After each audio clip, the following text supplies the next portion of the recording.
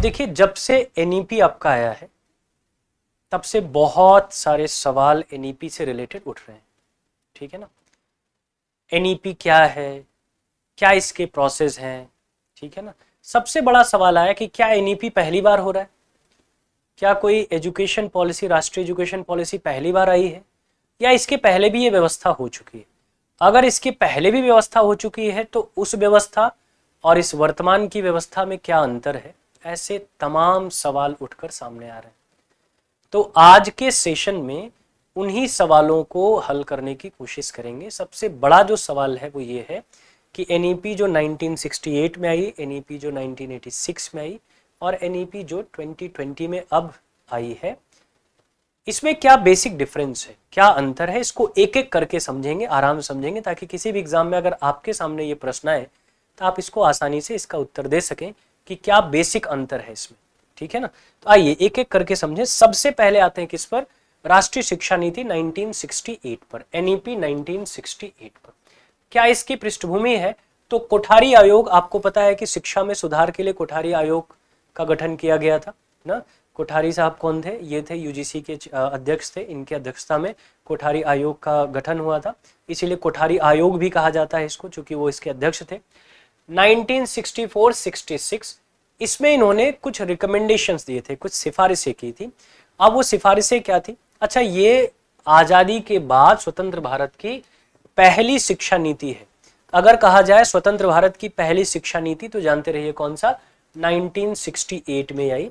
इसकी विशेषता क्या थी, इन्होंने कहा था कि पूरे देश में एक तरह की शिक्षा प्रणाली लागू की जाए ना, यानी एजुकेशन सिस्टम को यूनिफाइड कर दिया जाए, एक तरीके की शिक्षा प्रणाली लागू कर दी जाए। सबसे पहला रिकमेंडेशन तो इनका ये था, एक जैसी व्यवस्था शिक्षा में, एक रूप शिक्षा प्रणाली हो जाए। दूसरा, 3 भाषा का फॉर्मूला इन्होंने दिया था, 3 लैंग्वेज फॉर्मूला इन्होंने दिया था, लेकिन उस 3 लैंग्वेज फॉर्मूला में क्या था, हिंदी थी, अंग्रेजी थी और तीसरा क्षेत्रीय भाषा थी।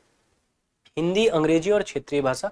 आपको पता है कि अंग्रेजी को शुरू में सहायक राजकीय भाषा के रूप में शामिल किया गया 10 साल के लिए, फिर उसके बाद तब से ये अनलिमिटेड बढ़ता ही चला रहा है। अंग्रेजी अभी भी सहायक राजकीय भाषा, एसोसिएट ऑफिशियल लैंग्वेज के रूप में दर्ज है, ठीक है ना, आर्टिकल 343 के तहत एसोसिएट ऑफिशियल लैंग्वेज। तो उस समय भी था हिंदी, अंग्रेजी और क्षेत्रीय भाषा, 3 भाषाओं को शामिल करने की बात की। इसका जो सबसे बड़ा रिकमेंडेशन था वो ये था कि 14 साल तक के बच्चों के लिए अनिवार्य और निःशुल्क शिक्षा की व्यवस्था।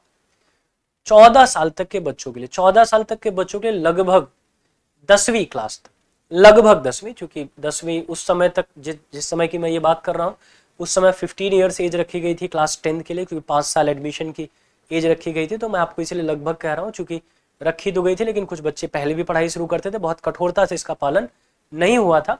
तो लगभग 9वीं 10वीं क्लास तक एजुकेशन कैसी रहने वाली थी, फ्री रहने वाली थी और अनिवार्य रहने वाली थी, कंपल्सरी और फ्री एजुकेशन की बात किया था। इसके अलावा इन्होंने विज्ञान और प्रौद्योगिकी, साइंस एंड टेक्नोलॉजी पर ज्यादा जोर देने की बात किया था कि education policy science and technology को ज्यादा फोर्स करे, क्योंकि आने वाली पीढ़ी को हम कुछ ऐसा बनाए जो देश के लिए लाभदायक हो, जो देश के प्रोग्रेस में हेल्प कर सके, ऐसी पीढ़ी हम डेवलप कर पाए। नैतिक शिक्षा और राष्ट्रीय एकता को बढ़ावा, चूंकि देश आजाद हुआ था, उसके बाद लगातार युद्ध, पाकिस्तान, चाइना, फिर पाकिस्तान, हम लगातार युद्ध में फंसे रहे। तो सबसे जरूरी चीज थी कि राष्ट्रीय एकता को बनाए रखना, क्योंकि एक तरीके का हम देख सकते थे कि देश के अंदर भी एक क्योस क्रिएट हो गया था ना, जिसमें जाति वाली समस्या, धर्म वाली समस्या, ये आज की नहीं है, ये हमेशा से चली आ रही है। उस समय भी ये व्यवस्था थी, उस समय भी ये दिक्कत थी। तो नैतिक शिक्षा, ताकि हम सहिष्णु बन सकें, एक दूसरे को समझ सकें, और राष्ट्रीय एकता, पूरा देश एक रहे, हम आपस में न लड़ें, गृह युद्ध जैसी स्थिति न हो जाए, इसके लिए हमको आने वाली पीढ़ी को तैयार करना पड़ेगा। तो नैतिक शिक्षा और राष्ट्रीय एकता को बढ़ावा देने वाली शिक्षा पर जोर दिया गया। इसके अलावा एक पॉइंट उन्होंने और ऐड किया था कि शिक्षकों के प्रशिक्षण और सामाजिक दर्जे में सुधार होना चाहिए। भाई शिक्षक जो टीचर बनेगा उसका प्रशिक्षण सुनिश्चित हो, उसको किस तरह की ट्रेनिंग मिलनी चाहिए, पढ़ाने के लिए ट्रेनिंग कैसे मिलनी चाहिए। आज के समय में आप देख रहे हैं, आपका चाहे बीएड हो, चाहे डीएलएड हो, ये क्या कर रहे हैं, ट्रेनिंग ही तो दे रहे हैं, प्रशिक्षण ही तो दे रहे हैं।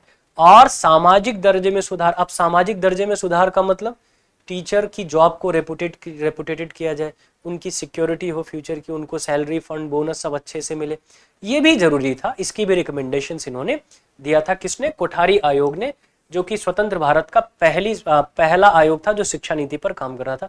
हालांकि ये पहला आयोग नहीं था स्वतंत्र भारत का, ये शिक्षा नीति का पहला आयोग था। इसके पहले राधाकृष्णन कमेटी फॉर्म हो चुकी थी, ठीक है ना। तो स्वतंत्र भारत का पहला आयोग राधाकृष्णन कमेटी थी, कोठारी आयोग दूसरा था, लेकिन शिक्षा नीति का पहला आयोग था ये, ठीक है ना। राष्ट्रीय शिक्षा नीति पर यह पहला आयोग था स्वतंत्र भारत में। फिर दूसरा आयोग आता है 86 में, 1986 में। राजीव गांधी जी जब प्रधानमंत्री थे तो उन्होंने ये फॉर्म किया था, लेकिन इसको 1992 में इसमें कुछ संशोधन किया था पीवी नरसिम्हा राव जी की सरकार ने 1992 में। ओरिजिनली ये 1986 की शिक्षा नीति है, जिसमें सुधार किया था 1992 में पीवी नरसिम्हा राव की सरकार ने, ठीक है ना। इसमें क्या क्या चीज, अच्छा जो चीजें 68 में थी वो तो कैरी ऑन हो गई, वो तो चल रही थी। एडिशनल क्या चीजें जुड़ गई, तो जुड़ा क्या, महिलाओं, अनुसूचित जाति, अनुसूचित जनजाति और अल्पसंख्यकों के लिए शिक्षा पर विशेष ध्यान, यानी इनके लिए शिक्षा की अलग व्यवस्था, या अलग सॉरी नहीं, विशेष व्यवस्था, ये भी शिक्षित हो, ये भी मुख्यधारा से जुड़े, इसकी व्यवस्था की जानी चाहिए, उस पर जोर दिया। माध्यमिक स्तर पर व्यावसायिक शिक्षा को बढ़ावा, धीरे धीरे लगा कि सिर्फ नौकरी ही नहीं हो सकती, सिर्फ खेती ही नहीं हो सकती, व्यावसायिक शिक्षा पर भी फोकस होना चाहिए। क्योंकि लगभग 86 आते आते धीरे धीरे ये समझ में आने लगा कि सब नौकरी नहीं कर सकते, सब खेती नहीं कर सकते, तो लोगों को फोर्स किया जाए, लोगों को तैयार किया जाए कि वो व्यावसायिक शिक्षा की तरफ जाए, ताकि वो स्वरोजगार निर्मित कर सके, ठीक है ना। तो इस तरीके की व्यवस्था की गई। इसके अलावा ऑपरेशन ब्लैक बोर्ड योजना, जो बहुत पॉपुलर रही, काफी इसका प्रचार प्रसार भी हुआ। ऑपरेशन ब्लैक बोर्ड मतलब क्या, प्राथमिक स्कूलों में बुनियादी सुधारों की बात। अगर आपने भी प्राइमरी स्कूल में पढ़ा होगा, ये 1986 में आया, लेकिन मैं 90s की बात कर रहा हूं। 90s तक प्राइमरी स्कूलों में सुधार बहुत अच्छा नहीं हो पाया था, छत टपक रही थी, ठीक है ना, ब्लैक बोर्ड ही था, कभी चाक खत्म हो जाती थी गुरुजी के पास ना, कभी बोर्ड ही साफ नहीं होता था, चेयर टूटी हुई, टेबल, चूंकि मैं पढ़ा हूं तो मैं जानता हूं व्यवस्थाओं को।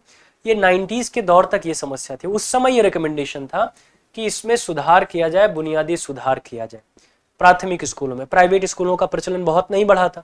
अच्छा, प्राइवेट स्कूलों का प्रचलन भी बहुत नहीं बढ़ा था, और दूसरा इकोनॉमिक स्टेटस भी सबका इस तरीके का नहीं था कि प्राइवेट स्कूल भेजा जा सके। चूंकि निःशुल्क शिक्षा की व्यवस्था थी तो सब बच्चे अपने प्राइमरी स्कूल में भेज रहे थे, सरकारी स्कूल में, तो वहां जैसी व्यवस्था थी, हम लोग घर से बोरी वगैरह लेके जाते, टाट पट्टी की व्यवस्था भी नहीं थी बैठने की, घर से लेके जाते थे बैठने के लिए, ठीक है ना। तो ये सारी दिक्कतें थी, जिसके सुधार की बात वो करते हैं इस रिकमेंडेशंस में। इसके अलावा नवोदय विद्यालयों की स्थापना की भी व्यवस्था इसी शिक्षा नीति में है। तो ये क्वेश्चन बनता है कि नवोदय विद्यालय की स्थापना किस शिक्षा नीति के तहत आई, तो दूसरी राष्ट्रीय शिक्षा नीति जो 1986 में आती है, ठीक है ना। इसीलिए नाम उसका जवाहर नवोदय विद्यालय है, ठीक है ना, जवाहर नवोदय विद्यालय, नवोदय विद्यालय था, बाद में जवाहर नवोदय विद्यालय कर दिया गया। शिक्षा में दूरदर्शन, रेडियो आदि तकनीकी का उपयोग, उन्होंने कहा कि भाई शिक्षा के लिए इसका भी प्रयोग हो। बाद में आपने देखा कि टीवी पर कुछ प्रोग्राम ऐसा थे जो बच्चों के लिए थे, पढ़ाई से संबंधित, रेडियो पर कुछ कार्यक्रम आते थे जो बच्चों से संबंधित थे, ठीक है ना, उस पर फोकस किया गया।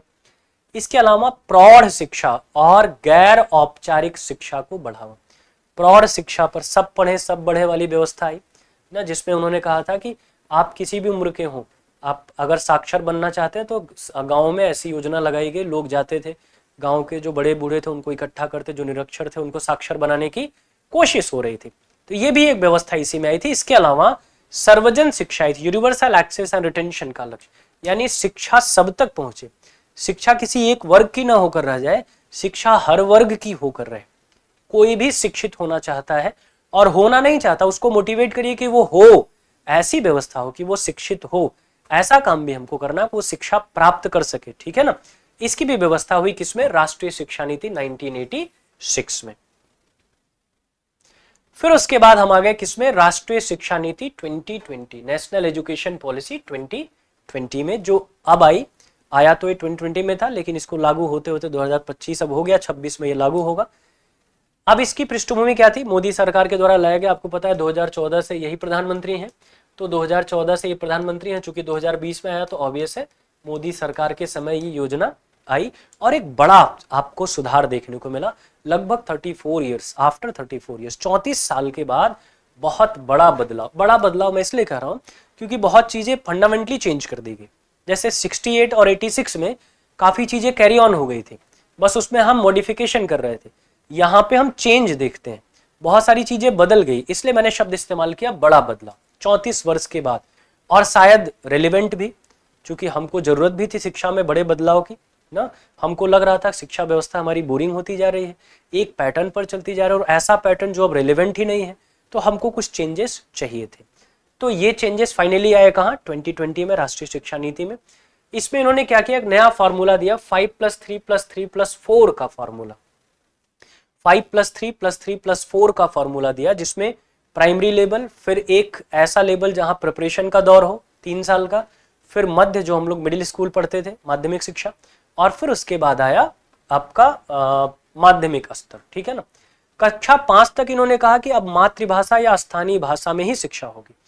क्लास 5th तक, जैसे इंग्लिश मीडियम स्कूल्स है वो शुरू से पढ़ा रहा है, इन्होंने कहा नहीं, क्लास 5th तक आप मातृभाषा में पढ़ाइए, मातृभाषा में पढ़ाइए या स्थानीय भाषा में, लोकल लैंग्वेज में पढ़ाइए, ठीक है ना। फॉरेन लैंग्वेज इंक्लूड नहीं होगी, क्लास 5th तक फॉरेन लैंग्वेज इंक्लूड नहीं होगी।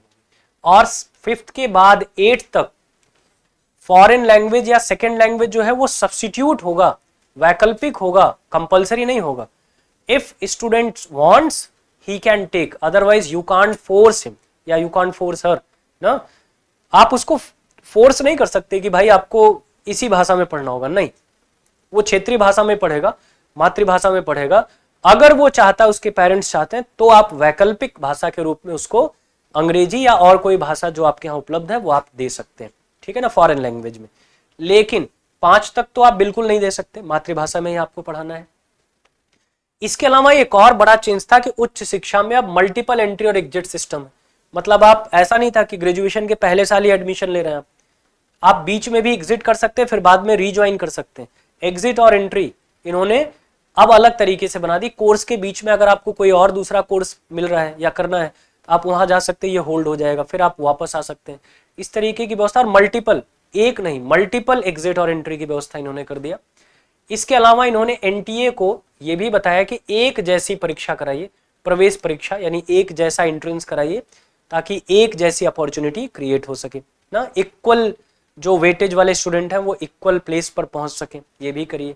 इसके अलावा शैक्षणिक, व्यावसायिक और सह जो सप्लीमेंट्री पाठ्यक्रम है, इनके बीच बहुत कोई कठोर या बहुत हार्ड डिफरेंस मत रखिए ना, बहुत बड़ा अंतर मत रखिए।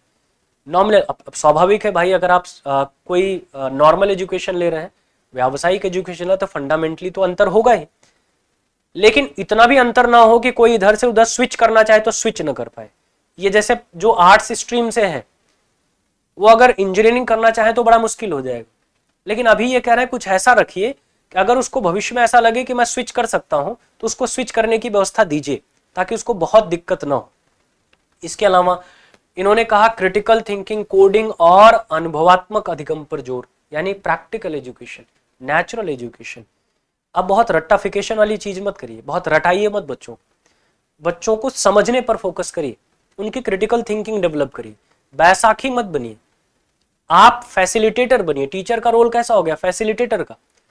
टीचर चॉइस डायरेक्टर नहीं होगा कि जो कुछ चाहेगा वो सब कुछ उसके हिसाब से होगा, नहीं। टीचर फैसिलिटेट करेगा बच्चों को, हेल्प करेगा बच्चों को सीखने में, सीखेंगे बच्चे, और वो भी खुद से कोशिश, यानी ऐसा व्यवस्था की जाए, ऐसी व्यवस्था कि बच्चे खुद से सीखने की कोशिश ज्यादा से ज्यादा करें, ठीक है ना, वो अपने सीखने पर ज्यादा से ज्यादा जोर दें, ये करना पड़ेगा। इसके अलावा HECI यानी उच्च शिक्षा जो है, हायर एजुकेशन जो कमीशन है, और higher education commission of India जो है, उसकी स्थापना का प्रस्ताव आया। इन्होंने कहा कि भाई जितने भी हायर एजुकेशन के जो भी अलग अलग वो हैं ऑफिसेज हैं ना, अलग अलग इंस्टीट्यूट हैं, उनको क्या करें, एक कर दें, एक जगह लेके आए, ठीक है ना। चाहे आपका UGC हो या बाकी जो भी हैं, उन सबको एक कर दिया जाए, ताकि एक जैसी व्यवस्था में हम चल सके और पारदर्शिता लाई जा सके, इसकी भी कोशिश हो। इसके अलावा स्कूलों में 100% एडमिशन रेशियो लाइए, दाखिला दर 100% लाइए, और उच्च शिक्षा में 50% आपको क्या लाना है, 50% आपका रजिस्ट्रेशन रेट होना चाहिए, ठीक है ना। ग्रॉस एनरोलमेंट रेशियो कितना होना चाहिए, 50% होना चाहिए। फिर इसके बाद इन्होंने कहा कि शिक्षक प्रशिक्षण प्रदर्शन आधारित भर्तियां, यानी जब भी आप टीचर भर्ती करें तो उसमें ऐसी चीजें इंक्लूड करिए कि आप देख सके। जैसे पहले क्या होता, रिटन एग्जाम हुआ, टीचर बन गए। अभी क्या, जैसे केवीएस करता है, क्या करता है, रिटन एग्जाम के साथ साथ डेमो कंडक्ट कराता है, आपको पढ़ा के दिखाना होगा। वही व्यवस्था अब हर जगह लागू करिए। एक तो वही सिलेबस रखिए जो बच्चों को पढ़ाना है, अनावश्यक का सिलेबस मत रखिए, पहली चीज। दूसरा, इनका ये कहना था कि टीचर जब आप भर्ती करें तो उनको इस तरीके से करिए कि हम उनका प्रदर्शन देख सकें कि वो क्या परफॉर्म कर रहे हैं, कैसे। फिर उसके बाद जब प्रशिक्षण करवाइए तो भी उनका प्रदर्शन इवेल्युएट होता रहे, तब उसके बाद फाइनली उनको शिक्षक बनाया जाए, ताकि क्रीम जो उसमें से है वो निकल के आए, अच्छे शिक्षक जो है वो निकल के आए। ठीक है ना। एक व्यवस्था इन्होंने और की, अगर शिक्षक बनना है तो पहले से डिसाइड करना पड़ेगा। जैसे लोग क्या करते थे, कहीं कुछ नहीं मिल रहा है तो नौकरी कर लेते हैं मास्टर की, फिर कुछ मिल जाएगा छोड़ के चले जाएंगे, वहां चले जाएंगे। अब इन्होंने कहा नहीं, शिक्षक बनना है तो डिसाइड करिए, वही बनना है, फिर आप दूसरा कुछ नहीं करने देंगे आपको। ठीक है ना, ऐसी भी व्यवस्था कर रहे हैं। भारतीय ज्ञान परंपरा और बहुभाषावाद को बढ़ावा, मल्टीलिंगुअलिज्म को बढ़ावा दे रहा है। इसके अलावा भारतीय ज्ञान परंपरा, हमारी जो अपनी परंपरा है, हम विदेशी चीजें हम नहीं पढ़ाएंगे, हम वो पढ़ाएंगे जो हमारे देश की संस्कृति, हमारे देश का संस्कार है, हमारे देश का इतिहास है। इसीलिए आप देख रहे हैं एनसीईआरटी तेजी से अपडेट हो रही है। जो विदेशी आक्रांता है उनको अब आक्रांता, उनको अब अटैकर की तरह ही पढ़ाया जाएगा, उनको हमारे देश के शासक की तरह नहीं पढ़ाया जाएगा। उनको ये पढ़ाया जाएगा कि ये दूसरे देश से आए थे, अटैक किए थे हमारे ऊपर, जैसे अंग्रेजों को हम पढ़ते हैं। और हमारे देश में क्या व्यवस्था थी, क्या संस्कृति थी, वो हम हाईलाइट करेंगे, उसको पढ़ाएंगे। ठीक है ना। तो ये 2020 शिक्षा नीति में है और ये तीनों में बेसिक डिफरेंस है। मैंने छोटा सा चार्ट बना दिया ताकि आपको और आसानी समझ में आए। यहाँ विशेषता है, यहाँ 68, 86 और 2020 जैसे। यहाँ क्या था, शिक्षा ढांचा 10+2 था, 10+2 था यहाँ, लेकिन यहाँ 5+3+3+4 हो गया। शिक्षा की भाषा क्या थी, यहाँ क्षेत्रीय भाषा, यहाँ क्षेत्रीय और अंग्रेजी था, लेकिन यहाँ सिर्फ मातृभाषा प्राथमिक स्तर तक। व्यावसायिक शिक्षा यहाँ सीमित थी, यहाँ पर माध्यमिक स्तर पर ले आए, यहाँ पर हर स्तर पर समावेशन है, किसी भी स्तर पर व्यावसायिक भाषा में जुड़ सकते हैं। समावेशिता आरंभिक प्रयास था, यहाँ वंचित वर्गों पर ध्यान था, लेकिन यहाँ समानता और समावेशिता पर विशेष बल दिया गया है। शिक्षक शिक्षा प्रशिक्षण में सुधार की बात की गई, यहाँ संरचना में सुधार की बात की गई, लेकिन यहाँ प्रदर्शन में सुधार की बात की गई। तकनीकी का यहाँ कोई उल्लेख नहीं था, लेकिन यहाँ उपयोग आया टीवी रेडियो, और यहाँ तो डिजिटल लर्निंग, एआई और कोडिंग को ऐड करने की बात होगी, एडवांस वर्जन। भाषा नीति की बात करें तो यहाँ त्रिभाषा सूत्र था, 86 में इसको यथावत रख दिया गया, लेकिन जब आप 2020 लाए तो लचीला त्रिभाषा सूत्र है, यानी फ्लेक्सिबिलिटी दे दी गई। त्रिभाषा तो यहाँ भी है, लेकिन उसमें फ्लेक्सिबिलिटी दे दी गई, रिजिडनेस नहीं, फ्लेक्सिबिलिटी दे दी गई। इसके अलावा प्रारंभिक बाल शिक्षा की बात करें तो यहाँ कोई जोर नहीं था, यहाँ भी अस्पष्ट है, लेकिन यहाँ तो बिल्कुल है। ACCE और आंगनबाड़ी पर जोर दिया गया। उच्च शिक्षा सामान्य दिशा निर्देश था, यहाँ पहुंच में सुधार की, लोगों की एक्सेस, लोग पहुंच सके उच्च शिक्षा तक, उसको थोड़ा इंप्रूव किया जाए। लेकिन यहाँ मल्टी डिसिप्लिनरी और फ्लेक्सिबिलिटी बढ़ाई गई। प्रशासनिक तंत्र की बात करें तो यहाँ केंद्र का नियंत्रण था, यहाँ केंद्र और राज्य दोनों का था, लेकिन यहाँ क्या हो गए, HECI, NATF जैसे नए निकाय बनाए गए जो इनको रेगुलेट करेंगे, इन पर ध्यान रखेंगे। तो ये बेसिक अंतर है जो आपसे अलग अलग एग्जाम में पूछ लिया जाता है। NEP का 68, 86 और 2020 में जो बेसिक डिफरेंस है उसकी बात। उम्मीद है कि आपको ये पूरा समझ में आ गया होगा। फिर भी अगर कोई अस्पष्ट जानकारी लग रही है या आपको लग रहा है कुछ और भी चीजें जाननी चाहिए जिस पर वीडियो बने, तो आप कमेंट करके जरूर बनाइए, वो आपके लिए बिल्कुल उपलब्ध कराए जाएंगे। चलिए फिर आज के लिए इतना ही, ढेर सारी शुभकामनाएं।